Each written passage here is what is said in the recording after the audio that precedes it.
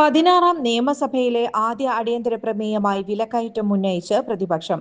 സിപിഐഎമ്മിലെ K N. ബാലഗോപാലാണ് വിഷയം ഉന്നയിച്ചത്. ഇന്ധനവില വർധനയിൽ പരിശോധിച്ച് സർക്കാർ നടപടികൾ സ്വീകരിക്കുമെന്ന് മുഖ്യമന്ത്രി വി.ഡി. സതീശൻ പറഞ്ഞു. 10 ദിവസം കാത്തിരുന്നേ നടപടിയെടുക്കാൻ കഴിയൂവെന്നും മുഖ്യമന്ത്രി വ്യക്തമാക്കി. തീരുമാനമാകട്ടെ എന്ന് പറഞ്ഞ് മുഖ്യമന്ത്രി സഭയെ തെറ്റിദ്ധരിപ്പിക്കുകയാണെന്ന് വിഷയമുന്നയിച്ച് കെ.എൻ. ബാലഗോപാൽ കുറ്റപ്പെടുത്തി.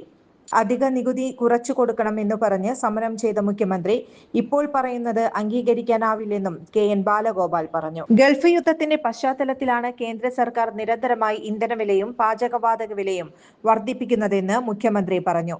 മെയ് 15 മുതൽ 4 വട്ടം ഇന്ധനവില വർദ്ധിപ്പിച്ചു. ഇനിയും വർധനവ് ഉണ്ടാകുമെന്ന റിപ്പോർട്ടുകളാണ് ഉണ്ടാകുന്നത്.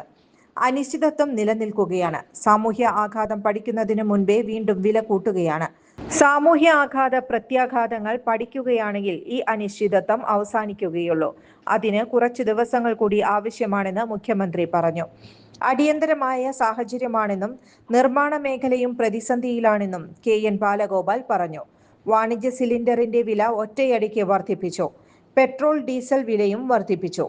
ടാറിന്റെയും ബിറ്റുമിന്റെയും വില വർദ്ധിച്ചു. വിമാന ഇന്ധനത്തിന്റെ വിലയും വർദ്ധിച്ചു. മുൻപ് വില വർധന വന്നപ്പോൾ മുൻ പ്രതിപക്ഷ നേതാവ് ശബ്ദമുയർത്തിയതും നാട്ടിൽ സമരം നടന്നതും കണ്ടതാണെന്ന് അദ്ദേഹം പറഞ്ഞു. ഇന്ധനവില വർധനവ് നാട്ടിലെ എല്ലാ മേഖലയും ബാധിക്കും. കേന്ദ്ര സർക്കാരിനോട് സംസ്ഥാന സർക്കാർ നിലപാട് പറയണമെന്ന് കെ.എൻ. ബാലഗോപാൽ ആവശ്യപ്പെട്ടു. കേന്ദ്ര സർക്കാർ കൊള്ളയടിക്കുകയാണ്. സംസ്ഥാന സർക്കാരും അതിന് കൂട്ടുനിൽക്കുന്നുവെന്ന് കെ.എൻ. ബാലഗോപാൽ കുറ്റപ്പെടുത്തി.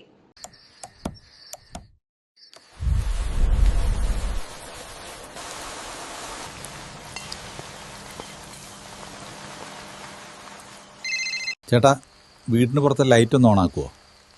ഫുല്ലിരുട്ട. ഇപ്പം ഇടാം.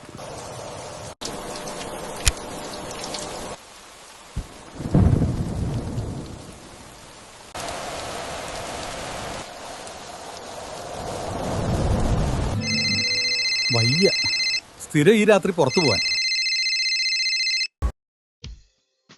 ചുരുങ്ങിയ ചെലവിൽ വീട്ടുമുറ്റത്തൊരു വിളക്ക്. വൈദ്യുതി വേണ്ട, ബാറ്ററി വേണ്ട. പൂർണ്ണമായും സോളാറിൽ പ്രവർത്തിക്കുന്ന ലൈറ്റുകൾ നിങ്ങളുടെ വീടുകളിലോ സ്ഥാപനങ്ങളിലോ എവിടെയായാലും സ്ഥാപിച്ചു കൊടുക്കുന്നു. Solar Lights. കൂടുതൽ വിവരങ്ങൾക്ക് വിളിക്കേണ്ട നമ്പർ 9447132148. വാർത്തകൾക്ക് ഞങ്ങളുടെ ചാനൽ സബ്സ്ക്രൈബ് ചെയ്യുക. ഫേസ്ബുക്ക് ഫോളോ അപ്പ് ചെയ്യുക. വാർത്തകൾ വേഗത്തിലറിയാൻ എനി ടൈം ന്യൂസ്.